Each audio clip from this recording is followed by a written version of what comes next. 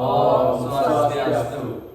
Jadi, pada kesempatan kali ini, kami akan memaparkan materi anabolisme. Sebelum itu, izinkan kami memperkenalkan diri, dimulai dari saya. Perkenalkan, nama saya Nimade Widya Prawina Dewi, absen 21, kelas 12 MIPA 1. Perkenalkan, nama saya Nyaman Raga Pranyadita Udana, nomor absen 31, kelas 12 MIPA 1.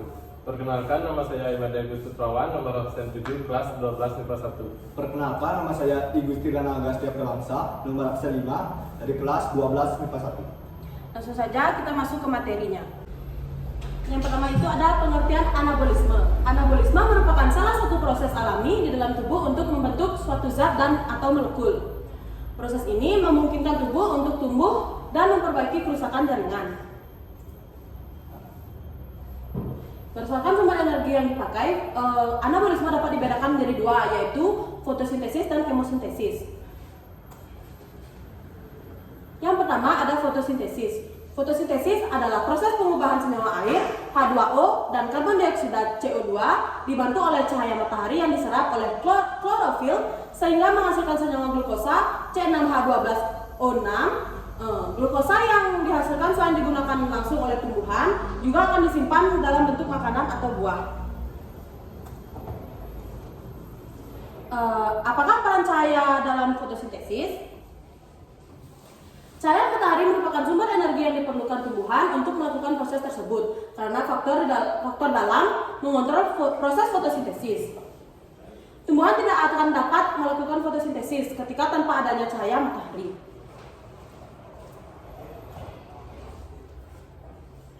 Pada tahun kloropas banyak dijumpai jaringan bunga karang atau spons dan jaringan palisade atau jaringan tiang. Ini adalah struktur kloropas. Yang pertama itu ada membran luar. Bagian nomor 2 itu adalah ruang antar membran. Yang nomor 3 itu adalah membran dalam. Yang nomor 4 adalah stroma. Yang kelima ada lumen tilakoid. Yang keenam ada membran tilakoid. Yang ketujuh ada granum. Yang ke-8 ada tilakoid. Yang ke-9 itu adalah pati. Yang 10 ribosom, 11 DNA plastida, dan 12 plastoglobula. Selanjutnya akan dilanjutkan oleh rekan saya. Baik, di sini saya akan menjelaskan tempat terjadinya fotosintesis. Di dalam kloropas terdapat butiran-butiran yang disebut granum, jamak grana. Antara granum yang satu dan granum yang lain dihubungkan oleh suatu lamela yang disebut lamela antar granum. Satu granum tersusun oleh unit yang disebut tilakoid. Klorofil A dan klorofil B terdapat di dalam membran tilakoid tersebut. Grana terdapat di dalam cairan yang disebut stroma. Pigmen penyerap cahaya yang tersusun atas klorofil A serta klorofil B terdapat pada membran tilakoid dan membentuk kelompok-kelompok yang disebut fotosistem, satuan fungsional penangkap cahaya. Baik, di sini ada struktur suatu fotosintesis. Di sini ada fotosistem molekul klorofil dan pigmen tambahan. Tanda panah yang di atas disebut cahaya diterima di sini. Yang ini pusat reaksi dengan klorofil A P690 atau P700. Dan yang ini disebut membran tilakoid. Dan yang ini elektron pembangkit dilepaskan dari semi. Tahap reaksi fotosintesis. Secara umum ada dua jenis tahap reaksi yang terdapat dalam peristiwa fotosintesis, yaitu reaksi terang dan reaksi gelap. Reaksi terang terjadi jika ada cahaya matahari dan berlangsung di dalam bagian grana. Pada reaksi terang terjadi penyerapan energi matahari oleh klorofil untuk diubah menjadi energi kimia yang tersimpan dalam dua jenis molekul berenergi tinggi, yaitu ATP dan NADPH. Pada saat reaksi terang terjadi fotolisis, penguraian air oleh cahaya menjadi hidrogen dan oksigen. Selama reaksi terang terdapat dua jenis jalur aliran elektron, yaitu fotofosforilasi non-siklis dan fotofosforilasi siklis. Baik, di sini ada gambar fotofosforilasi non-siklis dan fotofosforilasi siklis. Saya akan melanjutkan presentasi dari teman saya. Fotofosforilasi siklis merupakan reaksi terang yang paling sederhana karena hanya melibatkan Fs1. Aliran elektronnya membentuk siklus karena elektron yang tereksitasi yang berasal dari P700 pada pusat reaksi sering kali kembali ke P700. Untuk setiap elektron yang masuk ke fotofosforilasi siklis disintesis 1 ATP melalui chemiosmosis. Pada jalur ini tidak terbentuk NADPH dan oksigen. Pembentukan ATP melalui chemiosmosis terjadi di dalam membran tilakoid. 2. Reaksi gelap. Reaksi ini terjadi di dalam bagian stroma. Pada reaksi gelap, ATP dan NADPH yang dihasilkan pada reaksi terang digunakan sebagai sumber energi untuk mereduksi karbon dioksida menjadi glukosa.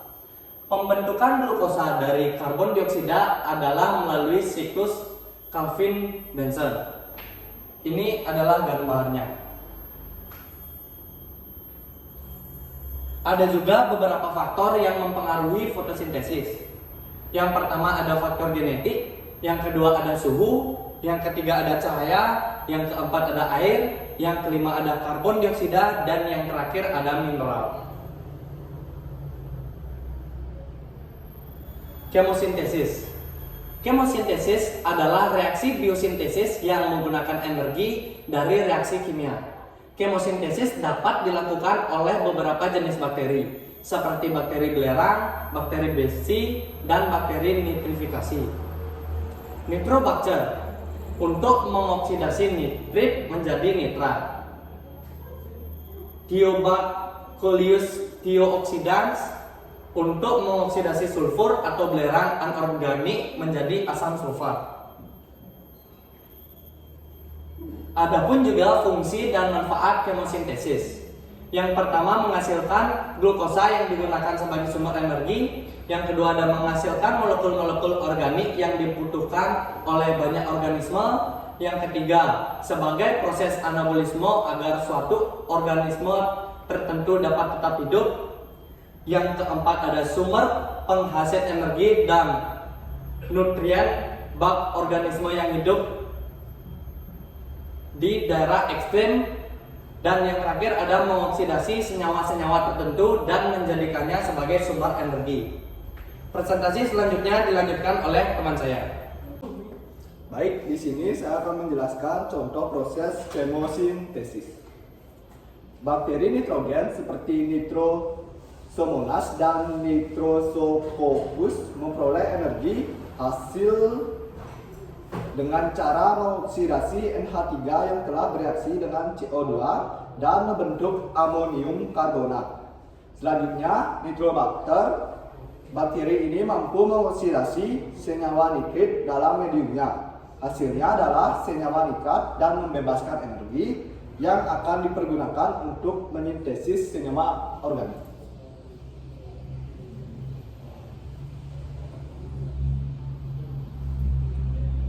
Berikut terdapat perbedaan fotosintesis dan kemosintesis. Yang pertama, faktor pembedanya adalah pelakunya. Untuk fotosintesis yaitu tumbuhan dan kemosintesis yaitu mikroorganisme kemosintetik.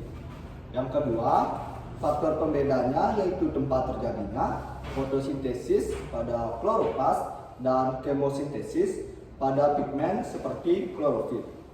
Yang ketiga, faktor pembedanya yaitu senyawa atau unsur yang berperan yang berfotosintesis yaitu CO2 dan H2O, dan kemosintesis yaitu O2, CO2, H2O, dan senyawa organik lainnya. Dan yang terakhir, faktor pembedanya yaitu sumber energinya, fotosintesisnya yaitu cahaya seperti cahaya matahari, dan kemosintesis beragam senyawa organik yang bisa dioksidasi.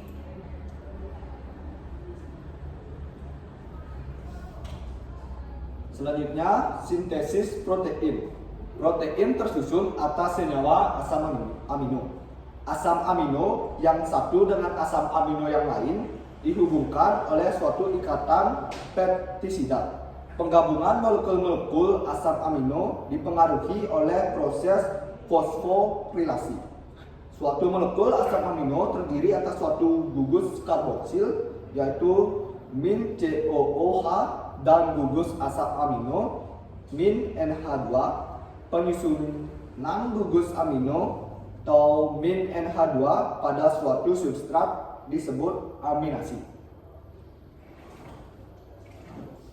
Proses sintesis asam amino ada dua cara, yaitu reaksi transaminasi dan reaksi aminasi reduksi. Pertama, reaksi transaminasi merupakan proses pemindahan suatu gugus asam amino menjadi asam ketogulatamat maupun asam amino baru. Yang kedua, reaksi aminasi reduksi merupakan proses pembentukan asam amino melalui reaksi reduksi. Aminasi dari asam